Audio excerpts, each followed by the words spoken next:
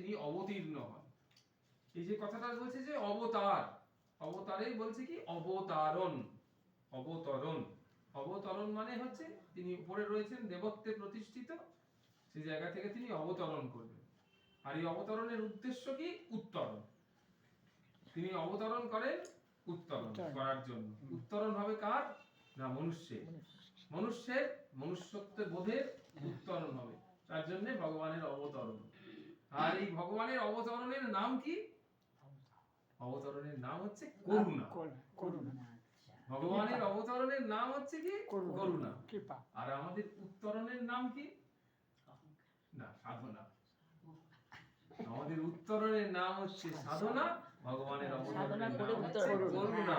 সাধনা তারাই ভগবান অবতীর্ণ হয়, কিন্তু আমাদের বিনাশের উত্তরণ হচ্ছে আমাদের উত্তরণের নাম হচ্ছে সাধনা, আর ভগবানের অবতরণের নাম হচ্ছে করুণা।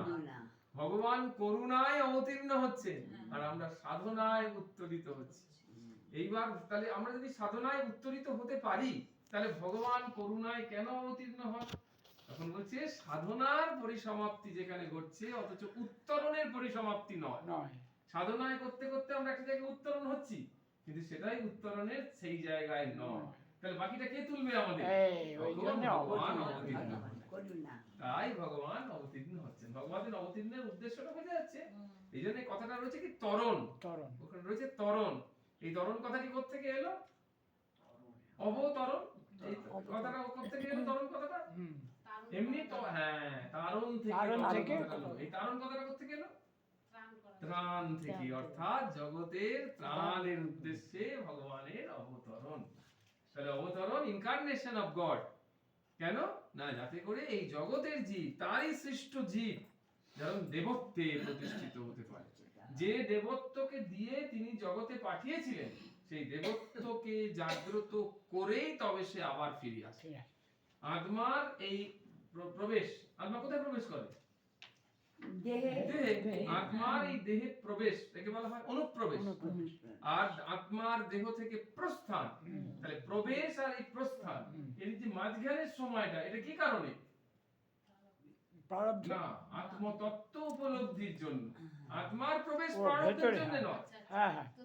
হ্যাঁ, আত্মার শরীরে প্রবেশ এবং প্রস্থান কেবলমাত্র আত্মতত্ত্ব উপলব্ধির জন্য। মানে তুমি নিজেকে জানো। হ্যাঁ, তুমি শুধু নিজেকে জানো, আত্মতত্ত্বকে জানো, তোমার দেবত্বে প্রতিষ্ঠিত হও তার জন্য।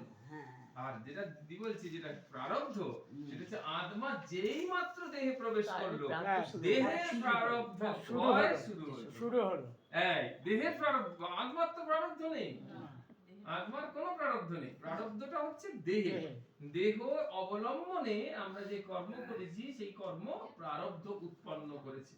সেই প্রারব্ধ দেহজাত, তাই প্রারব্ধ ভোগ করবে কে? দেহ।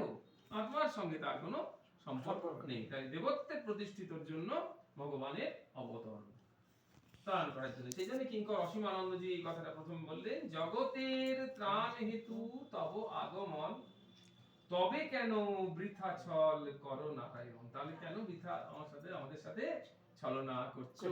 হ্যাঁ, কেন ছদ্মবেশ ধারণ করে আছো? তোমার সেই প্রকাশ সেটি আমরা কেন পাচ্ছি না?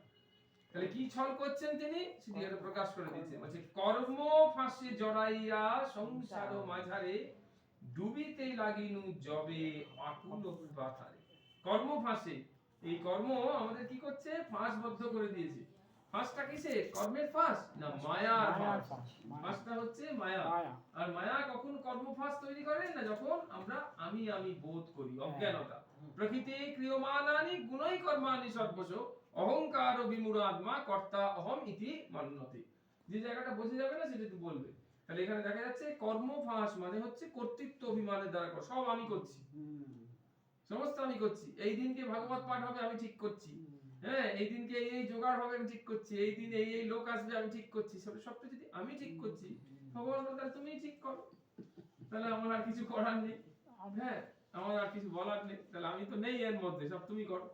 সেই রকম ভাবে কর্মফাঁসে জড়াইয়া সংসার মাঝারে, ডুবিতে লাগিনু জবে আকুল পাথারে। আকুল পাথার মানে সমুদ্র। যখন সেই সমুদ্রের মধ্যে আস্তে আস্তে ডুবে যাচ্ছি, তখন তুমি প্রবেশ করলে। ভগবান সীতারাম প্রবেশ করলেন। কি নিয়ে প্রবেশ করলেন? হাতে কি অস্ত্র ছিল? নামের ছুরিকা। ছুরিকা। বলছে, নামের ছুরিকা লয়ে এলে তুমি, তবে বন্ধন কাটিয়া মুক্ত করি দিবে সবে। বন্ধন কেটে সকলকে মুক্ত করে দেবে। আমাদের শ্রীরামকৃষ্ণের আরতি কবি আছে, কৃন্তন কলিডোর।